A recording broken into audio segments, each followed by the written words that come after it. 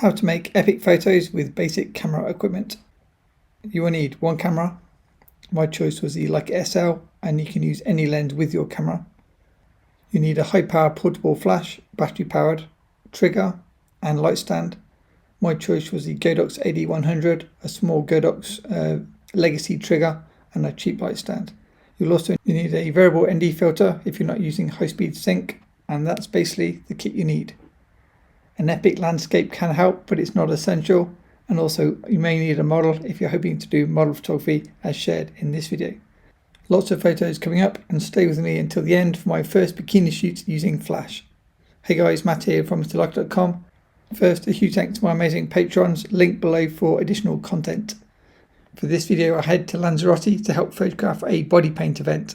Similar to my Italy videos, if you saw those videos, lots of models, lots of artists and a few photographers. These events allow me to play with my cameras and lenses, and it's just so nice to network with such creative, talented people. Lots of photos coming up of these beautiful models. Whether they're epic or not, you can decide. The point of this video is to show that you don't need lots of kit for location shoots with flash photography, and hopefully it'll inspire you to try out something similar. As you can see, I also got stuck in with the painting. Okay, day one was a beach photo shoot. 5 AM start for the models, 6ish AM start for me and the other photographers, and we got there just as the sun was starting to come up. As you can see, there's quite a lot of us. There's maybe 30 people in total, approximately, including maybe 8 to 10 models, not all working at the same time. So as you can see, I've got the flash trigger on the camera. I'm probably using an ND filter for most of the shoot. I'm trying to see, it varied from photo to photo. And then I was using my off-camera flash, which was the Godox AD100. When the sun was behind the clouds, I was using the flash to boost ambient light to help catch motion like this. And it worked really well for this model, who is also a dancer. Dancer photos are not really my thing, but I did my best and tried to use flash to give some directional light to the photos. As you can see here, you get really nice face light from my bare bulb Godox AD100 pointing straight at her face. For this, I wanted to try something a bit more classic, so I asked her to put the dress over her face. I don't think she was expecting that, but this was my first attempt. I'd like to reshoot this because we were pushed for time. They were saying it's time to go, time to go. But I like the concept, and I think the colour photo of the two coming up was my favourite of this series. Let me know below what you think. After the first session, it was back to a big room that we'd hired, and all the models were then prepped and put into their next outfits and second look, so new body paint. It was then back to the same location for the afternoon evening session, same location, different outfits or different paint. By this point of the shoot we had no sun, so I was using the AD100 as my main light, and then I used a small second light behind to give me a cross light, as you can see from this behind the scenes photo. Here it's got even darker, so I'm using again the AD100 as my main light, and I've asked another helper to hand hold my small TT350 Godox light to light the feet. There you can see quite how dark it is. The advantage of using an AD100 or say AD200 is they have a modelling light, so it works really well when you're in pitch black on location and you need to get back to your car. Okay, day two. I was very excited for this location shoot because it's like nothing else that we've got here in the UK. Well, not that I've seen anyway. It's a bit of a lunar landscape and the rock formations are just so beautiful. For day two, I was using the flash more as a fill to help balance the exposure across the frame. As you can see, the sunshine creates harsh shadows, and then I use a fill flash to help balance it up and to light the model. So what I do is I stand the model in the shadow. This allows me to control the light on the model, as you can see the light there. And then I just try and find cool locations and cool angles, cool perspectives to help get the best from both the landscape and the model.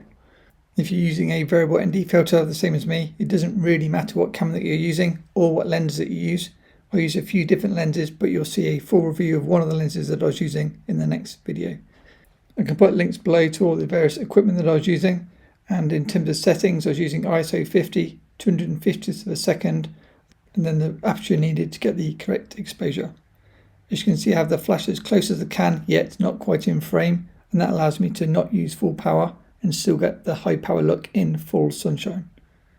Here you can see me with the next model. I use my bag as a sandbag to hold the light still, and then this time I use another small flash to help give a bit of pop to the back of the dress. You don't actually need that. I was just trying to get the best possible photos, and I happen to have a small flash in my bag. So for these photos, there's a flash pointing at her face just out of frame. And then I go low to get a more, hopefully, dramatic looking photo. As you can see, I've got an ND filter on again, and this time I'm using a longer lens. As I say, look out for the next video for what that lens is. It's a new lens. There you can see the flash, and there you can see the impact of the flash. So I'm filling with the flash, backlight with the sun. Here again, putting her in negative space, lighting with the flash. And a big thanks to my patron Toby for doing all this behind the scenes footage for me. Flash is great for colourful model photography because it gives a more saturated look, and it works really well, as you can see, from these sorts of colours. Model photography isn't all easy, and there is a lot of pain and suffering for the models behind the scenes. Here you can see one of the artists helping the model in a prep shot before I did the final photos. And just to confuse you, there's 2 more lights, but they're actually Toby's lights, not mine. For this photo I was using 2 lights, one behind on the floor, and this shows the light in front to show how I cross-lit the images. This is shot with one bare bulb Godox AD100, and I love the fashion look. And for this I was trying to have the light as close as possible, but you always want it out of frame. I don't want to be cloning lights out of photos in post, so I do this and try and hide it behind a rock or just out of frame. This iPhone footage doesn't give you a true representation of quite how dark it is, but you'll see from the photos in a second that it's pretty much pitch black. It's after sunset, so you've got the nice colour in the sky, but no light for the model. Here you can see me using the flash to fill the model, and then that way I could expose for the sky. Love these photos, and the model was really happy and was very happy to finish and put some warm clothes back on. For day 3, see the next video. Let's get on to day 4. Day 4 was a proper beach shoot with kind of bikini style shoot. We'd finished with the body paint stuff. Toby and I stayed on for an extra 2 days to enjoy the locations and the weather, and then we had 2 models with us to make the best of the situation. Natalie had travelled with me, and I was keen to get her some decent photos and also hit some of my own goals. Wanted to try to do some maybe tighter crop portraits, maybe chopping the head off for some of the photos, and also see what I could do with just one bare flash. For these photos I've got the sun on my right, then I'm using the flash filling from the left for most of the photos. That allowed me to light the body like this to get a flattering look. And then here you can see me doing a few photos with both girls before I then switched over to shoot with Esther. Natalie kindly lent me her cap to protect me from the sun, if you're wondering why I suddenly look a bit different. And now onto the shoot with Esther. This shipwreck I found on a run on a previous visit to Lanzarote, so it was so nice to actually take a model there and use it for a proper shoot. For these photos, it was another goal of mine, try to shoot Instagram style with the model here out of focus and the background in focus. I really like it, and it helps tell a story around the photos.